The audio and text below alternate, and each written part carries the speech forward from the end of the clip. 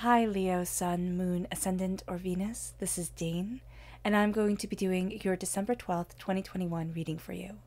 Now I ask if this reading resonates with you, don't forget to like, comment, and subscribe. If you're interested in any of the cards that I'm using, they will all be listed and linked in the description box below. Now before we begin this reading, let us clear the energy space, raising our own energy vibration and releasing any negativity. So take a nice deep breath in, exhaling whenever it feels comfortable for you.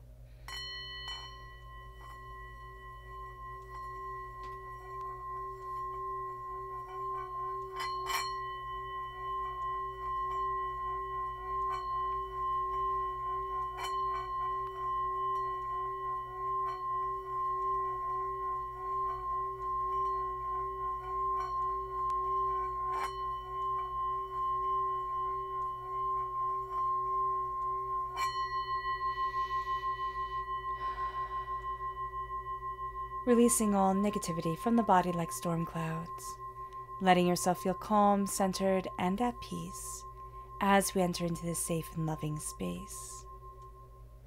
Let's let the bowl sing as we see what the tarot has to say.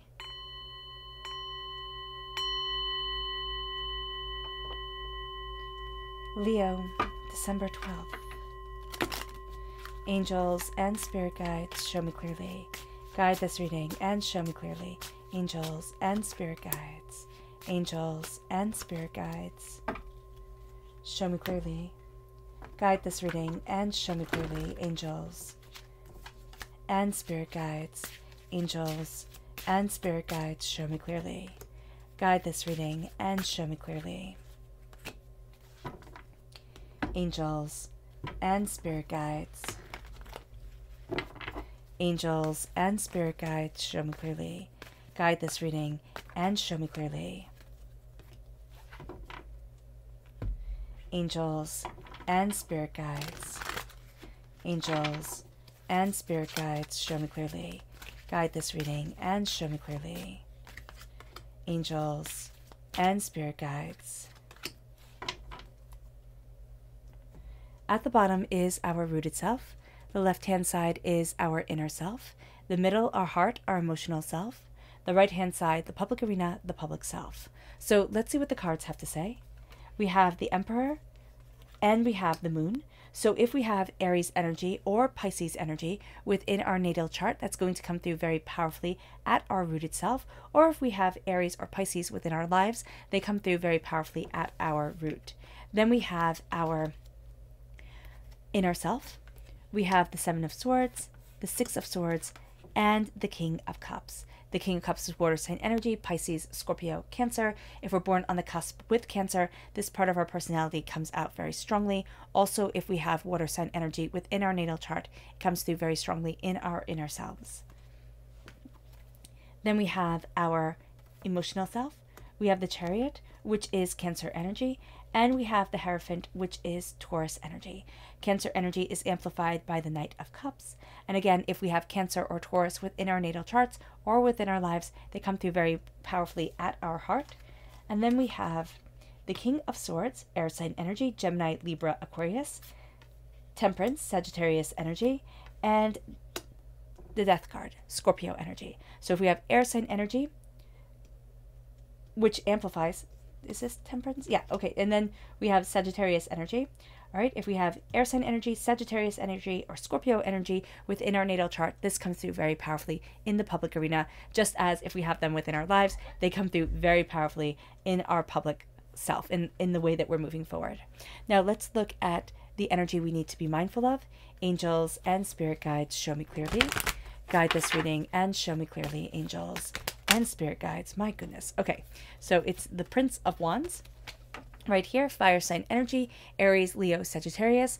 This can be that we're being told not to be rash, not to just storm forward, charge forward, that we need to think things through. We're also going to be really attracted to people who are just going and doing and charging and excitement. And what Spirit's saying here is that it has to calm down. It really does have to calm down. And that if we let ourselves be kind of swept away like this, it won't be the outcome that we're looking for. So just be mindful of that. Our chakra energy, angels and spirit guides, show me clearly. Guide this reading and show me clearly, angels and spirit guides. This is listening. No, this is communication. And this is the throat chakra. This is a time where spirit is going to be communicating with us quite intensely, where we're going to need to talk to ourselves about what we want, really communicate with ourselves what it is that we desire. We're also going to be communicating with others, not only through words, but through so much more. It's going to be through auras and through, body language and through so much that we're seeing and feeling and hearing about people. This moves us to our rooted self and the Emperor. There's such tenacity here. There's such determination. Now, before we dive into the tarot, let's talk about things astrologically, and let's talk about the angel number 1212. So astrologically, on the 12th of December, we have the Sun squared Neptune, which creates a battle that we have to overcome. And this battle is going to be us being forced to see the things that have held us back, to deal with our weak spots, to deal with our scars. But we also have to remember that this is going to be a little difficult for us, because with the Sun squared Neptune, we're highly sensitive, highly caring people. And this is going to make it hard for us to be able to move forward the way that we want to, and not feel the scars, not feel the battle like a personal attack. Now we have the moon here, and the moon Pisces is ruled by Neptune. So that amplifies Pisces' power, Neptune's power within our lives. We're ruled by the sun. So the Sun squared Neptune is going to be very, very powerful for us. We need to be aware of this. Now, December 12th, the angel number 1212 has us ready to move forward. It has us being reminded to believe in ourselves and to balance our lives and to create balance within our lives, to appreciate and invest time and effort and beauty into our meaningful relationships and really grow what it is that is sacred to us. This is a time that's counteracting the Sun squared Neptune energy, which is about this battle, which is about our weak spots being kind of, brought up so that we can not move past them, but that we can address them and not be held back by them. We need to keep peace in our lives.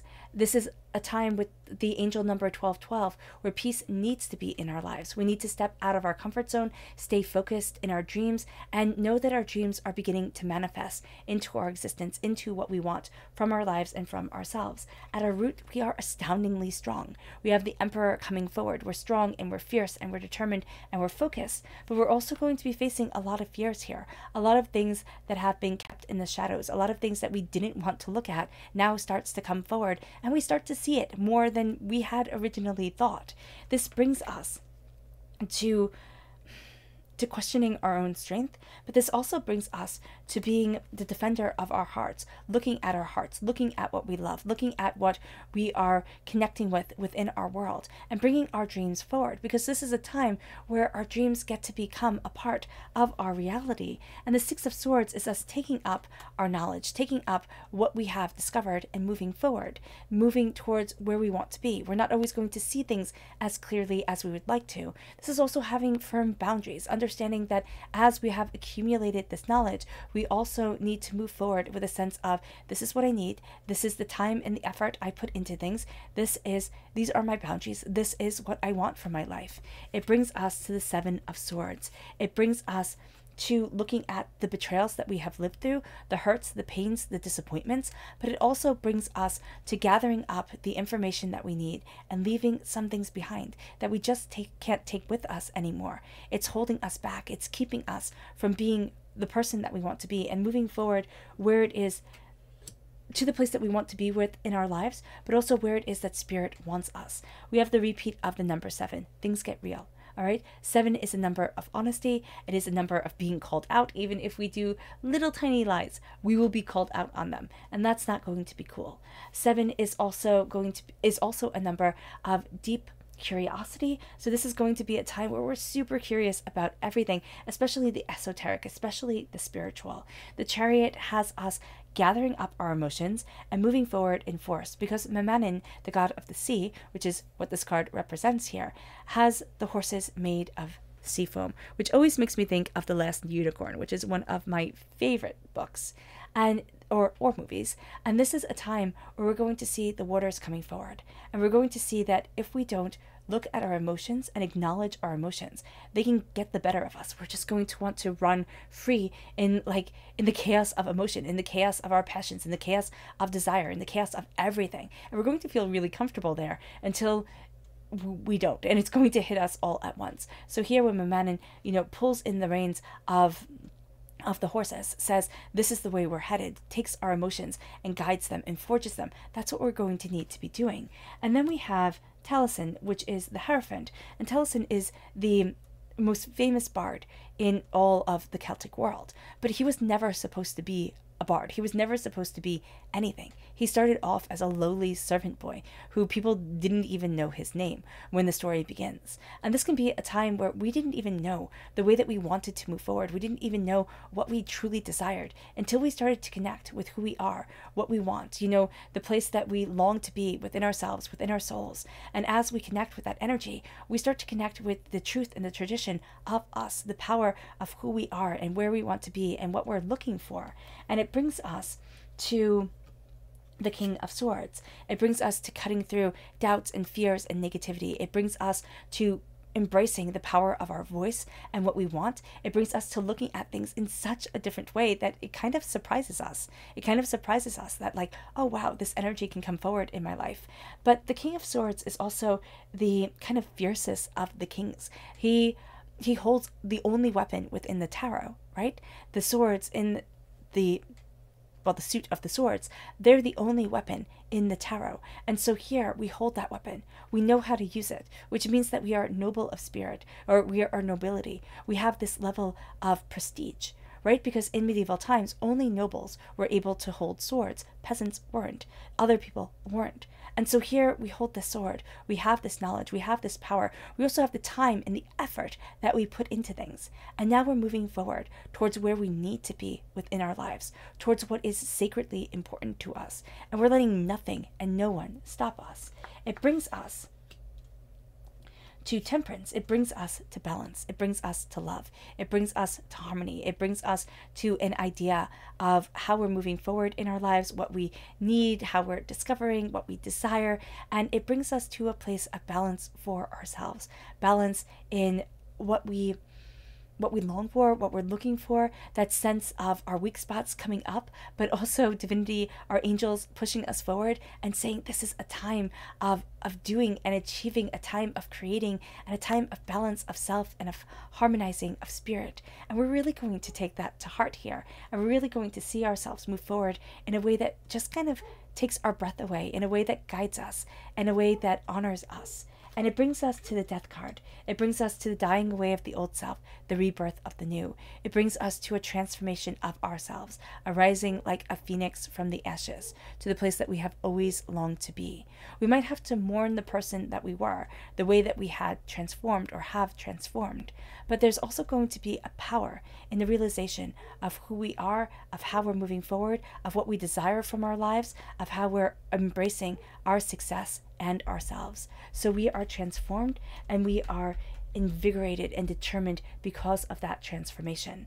It brings us to our subconscious energy to be mindful of, and that's the moon. This is going to be a time where our emotions can get the best of us. This is going to be a time where fear can overpower us. We need to be mindful of that. And as we are mindful of that, we start transforming our world. But we need to be mindful of fearmongers. We need to be mindful of people who try and knock us off our game through fear, through anger, through chaos.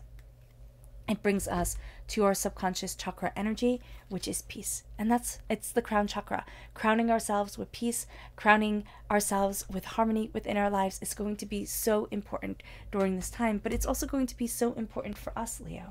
It brings us to our subconscious rooted energy, which is the high priestess. It's the veil being lifted from our eyes. It's seeing what we need to see. It's embracing deeper wisdom, deeper insight, deeper ideas, and it's understanding the world so much more and not just taking things at face value.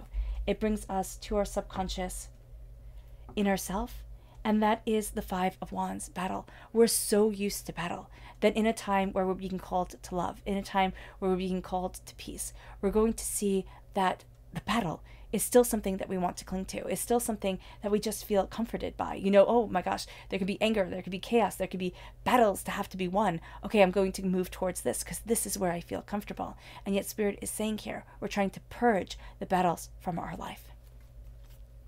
It moves us to our subconscious emotional self. And that's the Knight of Wands. That's us coming through as a knight, as a warrior, cloaked in our sacral chakra, cloaked in our creativity, in our sensuality, but also in the traumas and dramas of this life and of past lives, which is what comes up with the Sun squared Neptune, which affects us so powerfully. This is a time where we look at the traumas and the dramas and we say, no, you don't get to keep on defining me. My story is something to be honored, not something to be relived as a never-ending tragedy. It brings us then to our subconscious, public arena self. And that is the Ten of Wands. It's releasing so many of the burdens that we have just carried and carried and carried, so that we just see the mud on our shoes. This is a time where as we release, we find what we desire. As we release, we start to see the sun and our joys and our passions, and we move forward towards something so much more. This is an end of a cycle when it comes to our career, when it comes to our passions, when it comes to our fire.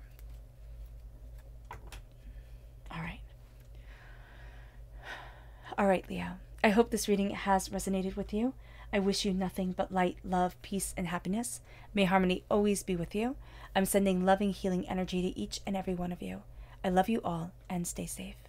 Let's end this reading with a meditation, a clearing away of negative energy, a raising of our positive energy as we embrace the power and the intensity of this time.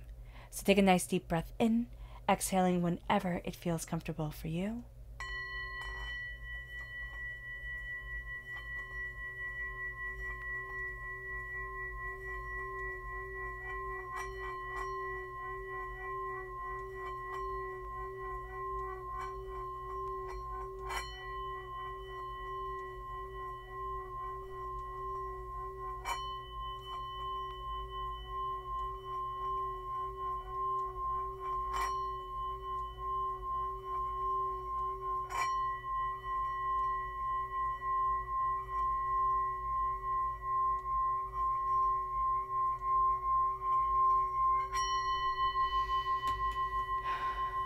May you move forward in peace and in harmony, Leo.